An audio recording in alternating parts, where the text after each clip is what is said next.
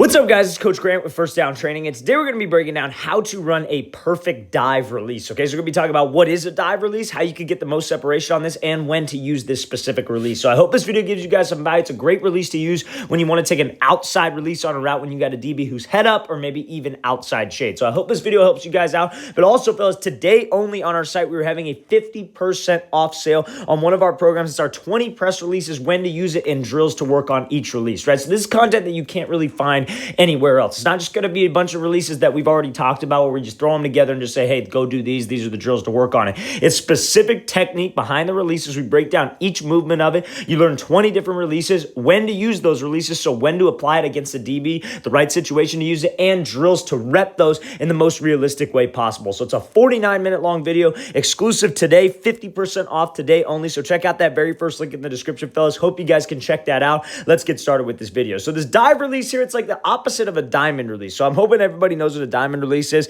A diamond release is where you're running like a slant route and you line up here, and it's like what you do when you have a slant against an inside shade DB where you take off and you go 3 steps on a 45 and you slip back underneath. This is like the exact opposite of it. We're trying to sell like I'm running a drag. I'm trying to cross this DB's face right here. So that's the entire goal of this whole thing, right? So when I come off here, it's super important. Like it's almost like you almost want to think of it as 2 steps. Like this front foot doesn't really move. Like you can kind of pick it up and put it down, but you don't want to just turn straight off of it. You don't want to just take your left leg and swing it all the way across your frame because you're not going to have any explosion. You want to pick this leg up just a little bit. Almost some people would probably be like, oh, well, that's a false step. It's not a false step. It's part of the release. It's going to give you explosion so you cross this guy's face. So now, when I go here, what's going to get him to turn his hips, what's going to get him to bite on this is if I commit my hips and I commit my shoulders, because again, this DB, he's supposed to be watching my hips. Now, this DB is very undisciplined in this case because his eyes are high. The head and shoulders will lie to you. Sometimes the hips will lie to you, and we as a receiver can make my whole torso lie to us if we're committed to the break, right? So I got to make sure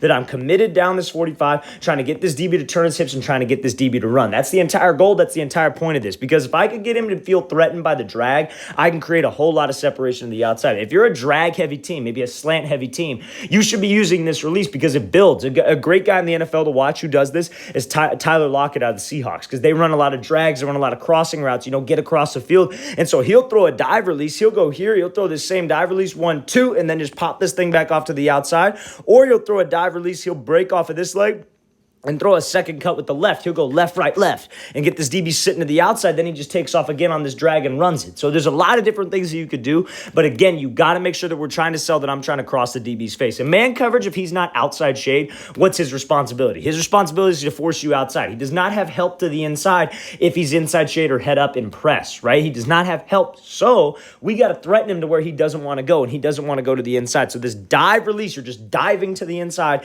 is what makes that DB commit his hips. And if I get this DB to be here because of my speed, because of my body language, because of my eyes, that's what's going to help me change direction. A mistake a lot of guys will make on this release is these aren't full strides. What they'll do is this first step that he takes will probably be about right here, and it'll be 2 choppy steps. That ain't going to move this guy. We got to actually threaten him like I'm running this drag. We got to actually threaten him like I'm crossing his face to get him to turn those hips. It's a great example of what to do on a dive release. Watch the thing again, full speed one more time. Great job diving to the inside, then breaking this thing back out and getting up into this corner route and making this play great route. All right, guys, I really want to thank you for watching. I really appreciate it. If you guys have any questions at all, please feel free to leave those in the comments below. I will get back to you as soon as possible. And again, fellas, 20 different press releases, when to use those releases, and specific drills to work on each one. This content that you can't find anywhere else. It's not stuff that you're just going to be able to look up. Nobody makes videos like this. So check out that very first link in the description, fellas. 50% off today only sale. It ends tonight, so I hope you guys can take advantage of that. I'll see you guys next time.